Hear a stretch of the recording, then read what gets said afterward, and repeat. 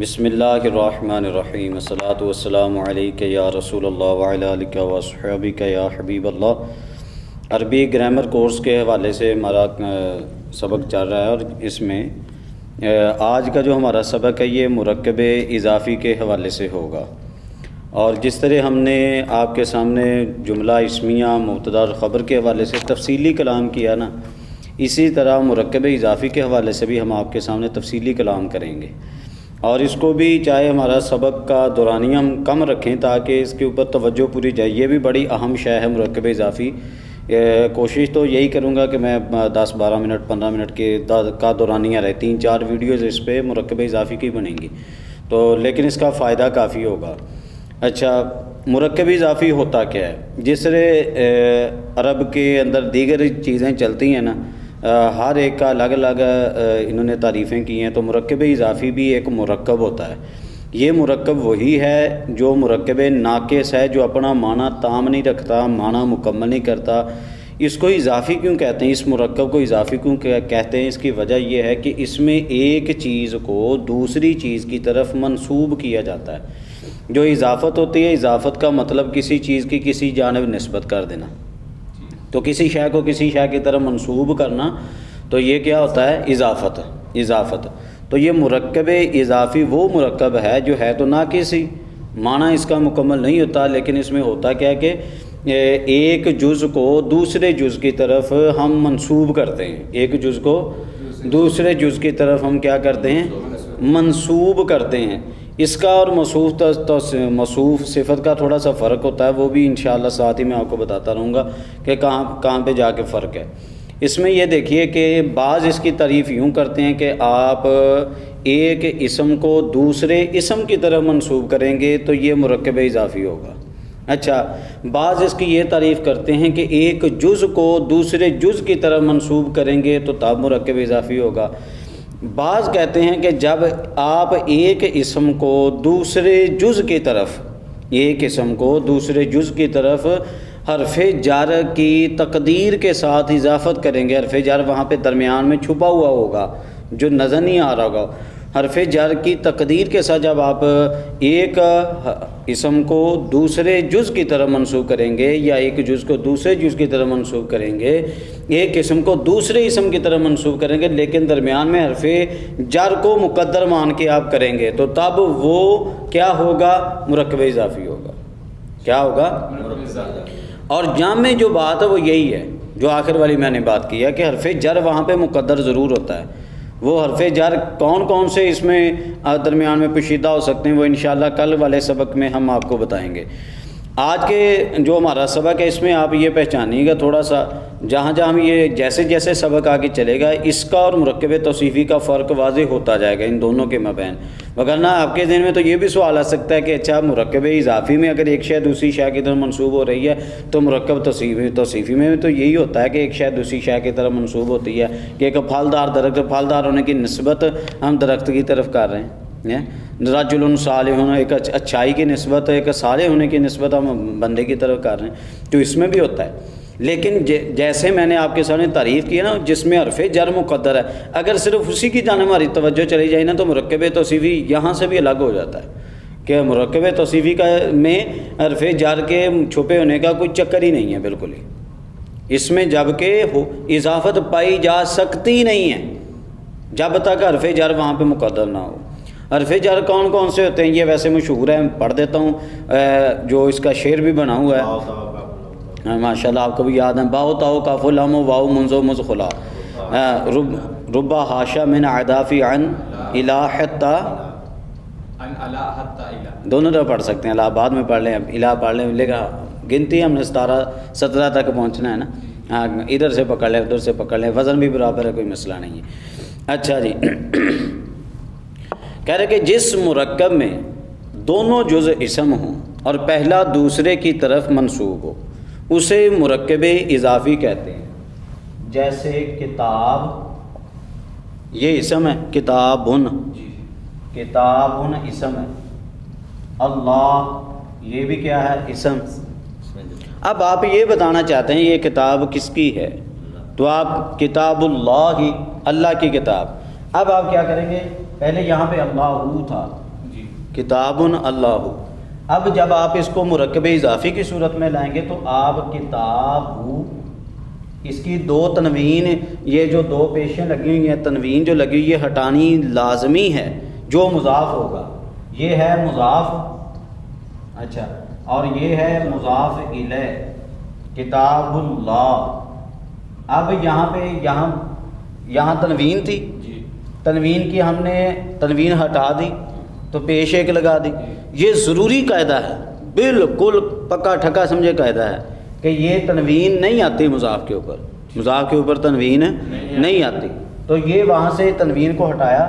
تنوین کے اضافت کی آپس کی دشمنی ہے، جیسے تنوین کے الف لام کی آپس کی دشمنی ہے.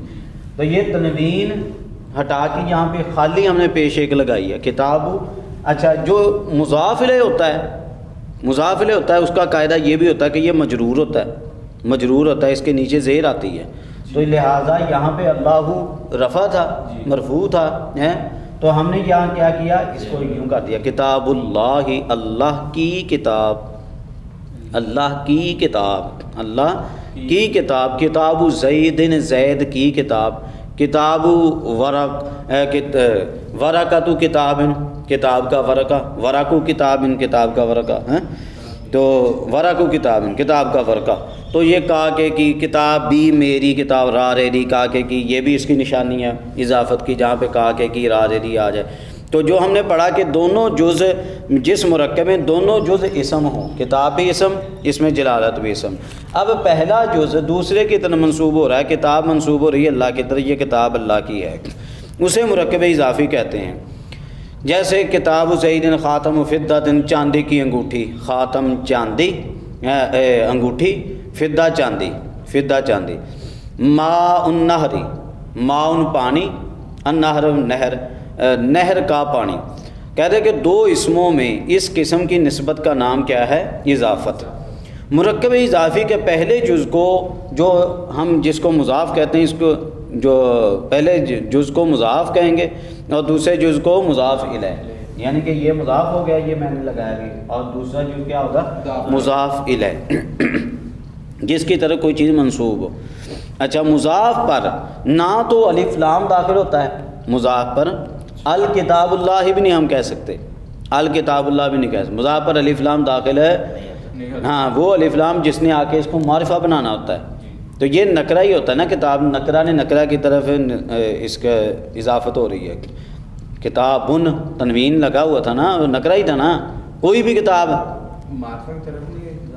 تو بھائی یہ تو اصل میں تو نکرہ ہی تھا نا، کتابن تو نکرہ ہی تھا نا. تو نکرہ اور الف لام کی ویسی دشمنی ہے. تو لہذا یہاں پہ جب ہم اس کو اضافت کے لیے استعمال کریں گے تو جیسے وہاں پہ الف لام نہیں تھا، یہاں بھی الف لام نہیں لگائیں گے. تو یہ الف لام نہیں آئے گا، مضاف کے اوپر الف لام داخل نہیں ہوتا. اچھا، مضاف پر نہ تو لام تعریف داخل ہوتا ہے، اچھا، اور نہ تنوین.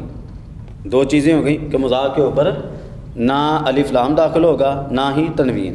برخلاف مضاف الیہ کے، کہ مضاف الیہ جو ہوگا یہ کیا ہوگا، یہ مجرور ہوگا، اس کے نیچے زیر آئے گی، اس کے نیچے زیر آئے گی، اور اس کے اوپر الف لام بھی آ سکتا ہے اور تنوین بھی آ سکتی ہے. الف لام بھی آ سکتا ہے، تنوین بھی دونوں چیزیں ادھر نہیں آ سکتی، ادھر آ سکتی ہیں. اچھا، یہ چیز ہوگی ہماری کلیئر. اور مضاف الیہ ہمیشہ مجرور ہوگا، مضاف الیہ کیا آئے گا، ہمیشہ نیچے زیر آئے گی. اچھا، مضاف ہمیشہ مضاف الیہ سے پہلے ہی آئے گا، مضاف ہمیشہ مضاف الیہ سے، جبکہ موصوف صفت میں کیا چلتا ہے، موصوف پہلے ہوتا ہے، صفت بعد میں. یہاں پہ مضاف پہلے ہوگا اور مضاف الیہ بعد میں. مرکب اضافی بھی مرکب توصیفی کی طرح پورا جملہ نہیں ہوتا بلکہ جملے کا جز ہی بنتا ہے. جیسے ماء النہر جارن، ماء النہر جارن، اس کی ترکیب بھی ساتھ کر دیتے ہیں. ماء النہر، ویسے جاریون ہوتا ہے تو لیکن یہاں پہ یہ اس کا بعد میں بتائیں گے جارین کیسے ہے. ماء النہر جارن، نہر کا پانی جاری ہے. اب یہ قاعدہ ہم نے کیا پڑھا کہ مرکب اضافی بھی مرکب توصیفی کی طرح پورا جملہ نہیں ہوتا بلکہ جملے کا جز بنتا ہے. اب ماء مضاف، النہری، ماء النہر یہ مضاف الیہ، یہ مرکب اضافی بن گیا. اب مرکب اضافی یہ پورا جملہ نہیں ہے بلکہ جملے کا جز ہے، یعنی یہ مبتدا بن گیا. مبتدا ایک جز ہوتا ہے جملے کا، اور جار یہ خبر بن گیا. نہر کا پانی جاری ہے، مبتدا خبر مل کر جملہ اسمیہ خبریہ بن گیا.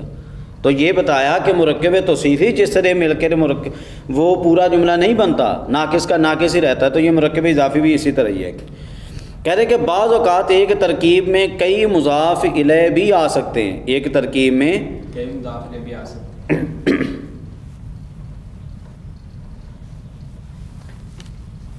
باب بیت المسجد یا باب بیت الامیری، باب بیت الامیری، امیر کے گھر کا دروازہ. کے کا دو ویسے ہی یہاں پہ نظر آ رہی ہیں. امیر کے گھر کا دروازہ، یہاں پہ ہم کس طرح بولیں گے؟ اب ترکیب کیسے کریں گے؟ باب مضاف، بیت کو ہم بولیں گے مضاف الیہ، پھر مضاف آگے کے لیے. یہاں پہ مضاف الیہ اس کے لیے بن گیا، لیکن اس کے لیے کیا بنا؟ مضاف. اور یہ خود اکیلا بن گیا مضاف الیہ. ہاں، مضاف الیہ کے اوپر یا الف لام بھی آ سکتا ہے اور تنوین بھی آ سکتی ہے. یہاں پہ الف لام آ گیا، تنوین نہیں آئے گی. پیچھے والا مضاف. ہاں یہ دیکھیں بیتی، ہاں وہ تو لازم نہیں کہ آئے گی، تنوین آئے گی، لازم نہیں، آ سکتا ہے. لیکن یہ بھی دیکھیں نا یہاں پہ یہ اکیلا مضاف الیہ نہیں نا، یہ آگے کے لیے بھی مضاف ہے. جب یہ بیت آگے کے لیے مضاف ہے تو پھر مضاف کی شرائط یہاں پہ ہم دیکھیں گے. جو اصل مضاف کی شرطیں ہوتی ہیں کہ نہ الف لام آئے گا نہ تنوین آئے گی. تو یہ مضاف ہونے کی حیثیت سے یہاں پہ ان شرطوں کو تو ہم خیال کریں گے نا. تو یہ مضاف الیہ مل کر مرکب اضافی ہو کر یہ مضاف کا مضاف الیہ بن گیا، مضاف الیہ. اب یہ مل کر پھر مرکب اضافی بن گیا. لیکن یہاں پہ کیا تھا؟ انہوں نے یہ بتایا کہ بعض اوقات ایک ترکیب میں کئی مضاف الیہ ہوتے ہیں، دو بھی آ سکتے ہیں، تین چار بھی آ سکتے ہیں. بعضوں نے اس سے زائد بھی ذکر کیے. اچھا یہ باب بیت الامیری، یہ ایک مضاف الیہ، یہ دو مضاف الیہ، تین چار پانچ تک اس طرح مثالیں چلتی ہیں. اچھا جی، کہہ رہے کہ پہلے آپ نے پڑھا کہ اس میں نکرہ جب معرفہ کی طرف مضاف ہو تو وہ بھی معرفہ بن جاتا ہے. اس میں نکرہ جب معرفہ کی طرف مضاف ہو تو وہ بھی کیا بن جاتا ہے؟ معرفہ. جیسے غلام زید، غلام، جیسے کتاب اللہ میں نے مثال دی آپ کے سامنے، یا غلام الرجل میں لفظ غلام بھی معرفہ ہو گیا یہاں پہ آ کے. ویسے پہلے کتاب نکرہ تھی لیکن اس میں جلالت کی طرف منسوخ کی تو یہ بھی معرفہ بن گئی. اچھا غلام پہلے نکرہ تھا، کوئی پتہ نہیں کون سا غلام، لیکن غلام زیدن کہا تو زید کا غلام یہ خاص ہو گیا تو یہ بھی اب گویا کہ معرفہ بن گیا. چونکہ عربی میں مضاف اپنے مضاف الیہ سے پہلے آتا ہے اور ان دونوں کے درمیان کوئی لفظ حائل نہیں ہو سکتا. مضاف اور مضاف الیہ یہ ایسے ہی اکٹھے ہیں کہ درمیان میں کوئی لفظ اپنے درمیان کوئی لفظ نہیں داخل ہونے دیتے. بعض دوستی ایسی ہوتی ہے کہ وہ اپنے درمیان میں کسی اور کو انٹر نہیں ہونے دیتے. اچھا یہاں تک ان کی پکی دوستی ان کی اتنی ہے کہ اگر آپ مضاف کی صفت بھی لگانا چاہیں نا، یعنی کہ ایک بندے انہیں اپنے کپڑے رکھنے ہیں نال، ایک بندے نے اپنے نال کپڑے رکھنے ہیں، وہ دوستی نہیں ہے کہ کہتے تو کپڑے بھی رکھنے ہیں نا، آپ دونوں جڑ کے ہی بہنا، انہوں بعد چلا، انہوں میرے تو پر ہی لا. یعنی کہ یہاں پہ آپ کو یہ بتانے کا مقصد یہ ہے کہ مضاف اور مضاف الیہ اتنا اکٹھے ہیں کہ اگر آپ مضاف کی صفت بھی لگانی ہے نا، مضاف کو موصوف صفت بھی آپ نے ٹھہرانا، تو اس صفت کو بھی مضاف الیہ کے بعد ہی ذکر کریں گے، ان میں درمیان میں نہیں لائیں گے. سمجھ لگے گی؟ کپڑے کی مثال میں کپڑے کی گٹری کی مثال دیتی ہے تو انشاءاللہ ذہن چ رہے گا تو مسئلہ. کیونکہ عربی میں مضاف اپنے مضاف الیہ سے پہلے آتا ہے اور ان دونوں کے درمیان کوئی لفظ حائل نہیں ہو سکتا، اس لیے مضاف کی صفت مضاف الیہ کے بعد لانا چاہیے. جس طرح غلام المرأتی الصالح، عورت کا نیک غلام، اس مثال میں الصالح غلام کی صفت ہے اس لیے مرفوع ہے اور اسی واسطے واحد ہے، مذکر ہے اور معرفہ ہے. غلام المرأتی الصالح، غلام المرأتی